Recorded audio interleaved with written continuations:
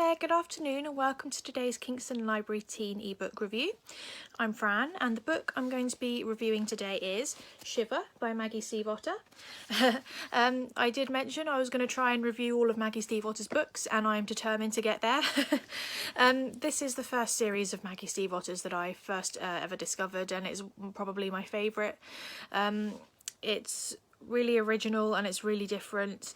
I think, and this is going to sound terrible, but let me finish. I think if you're a fan of books like Twilight, you will really enjoy this. However, I think that due to the quality of this writing and the story, I think the global phenomenon and all the films and everything, it should have been this series instead of Twilight. This series, while it's fairly similar, is just so much better written. The characters are so believable and lovable and human, and the romance is so sweet and just lovely, and it's really exciting, gripping story as well to keep you thrilled throughout. It does fit into a few of the categories, many of the categories actually, for the Teen Reading Challenge.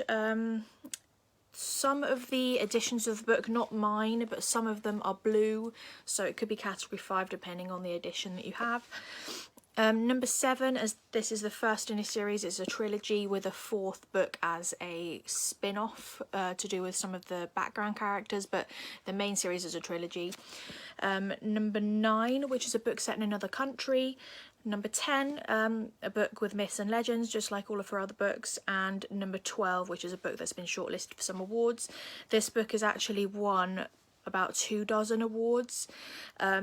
It's, as I say, it's brilliant, and I just want everyone to read this series. So I'll give you the idea of the plot. I mentioned it was similar to Twilight. There aren't any vampires in this series.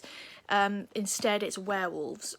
So the mythology that Maggie Stiefvater comes up with is so different to normal sort of werewolf stories.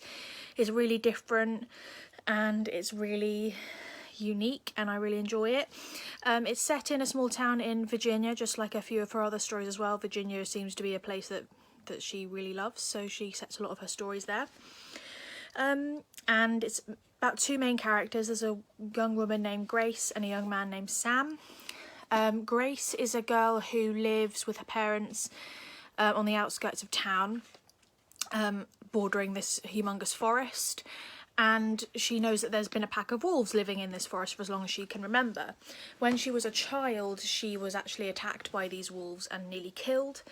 However, one particular wolf saved her life and scared the other wolves off, and from that moment on she's always had a sort of a sweet spot for this one particular wolf with yellow eyes that she's always remembered, and so she keeps an eye out for him. However, her life changes completely when this yellow-eyed wolf stumbles into her back garden and turns into a boy, which brings me to the other main character, who's Sam. Sam is a werewolf who, he is, when he's a human, he's a bookstore clerk, and the thing about these werewolves is that once you become a werewolf, once you're bitten and turn into a werewolf, you only become a werewolf, you only shift when it's cold. So, you know, if it's winter, everyone who's a werewolf becomes one, and then when it's spring again and it's warm, you become a human again. However, the main kicker of it is that every year that you're a werewolf, it needs to be warmer for you to be able to turn back. So eventually you will always remain a wolf. So year by year it will just be later and later on in the year that you manage to turn back into a human, and then eventually you never will turn back. And that's the real conflict of the story, is that Grace and Sam, once they meet and once they fall in love and they discover this issue, they realise they have to try and fix it, because otherwise Sam will become a wolf forever and he'll lose his humanity and he'll forget about her, he'll forget about everyone else he loves. And I think it's a really gripping story. And another subplot of it is that Grace's best friend Olivia gets get sort of tied up with the wolves and the wolf pack as well. There are loads of great, interesting background characters as well. Just everything about this book is amazing. I'll just read the prologue, which shows when Grace was attacked as a child.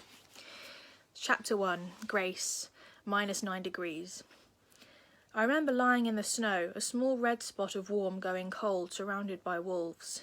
They were licking me, biting me, worrying at my body, pressing in. Their huddled bodies blocked what little heat the sun offered. Ice glistened on their ruffs and their breath made opaque shapes that hung in the air around us. The musky smell of their coats made me think of wet dog and burning leaves, pleasant but terrifying. Their tongues melted my skin, their careless teeth ripped at my sleeves and snagged through my hair, pushed against my collarbone, the pulse at my neck. I could have screamed, but I didn't. I could have fought, but I didn't. I just lay there and let it happen, watching the winter-white sky go grey above me. One wolf prodded his nose into my hand and against my cheek, casting a shadow across my face. His yellow eyes looked into mine while the other wolves jerked me this way and that. I held on to those eyes for as long as I could, yellow, and up close flecked brilliantly with every shade of gold and hazel. I didn't want him to look away, and he didn't. I wanted to reach out and grab a hold of his ruff, but my hand stayed curled on my chest, my arms frozen to my body. I couldn't remember what it felt like to be warm. Then he was gone, and without him the other wolves closed in too close, suffocating. Something seemed to flutter in my chest. There was no sun, there was no light. I was dying. I couldn't remember what the sky looked like. But I didn't die. I was lost to a sea of cold, and then I was reborn into a world of warmth. I remember this, his yellow eyes. I thought I'd never see them again. So yes, this book and I think the entire trilogy is available on Overdrive as both ebooks and audiobooks, so you've got both options there for you, and I really hope you enjoy it if you decide to read it. I totally love all of her writing, as you may have guessed by now, and yes, so I really hope anyone decides to read this series based on this review. So, hope you enjoyed. See you later. Bye.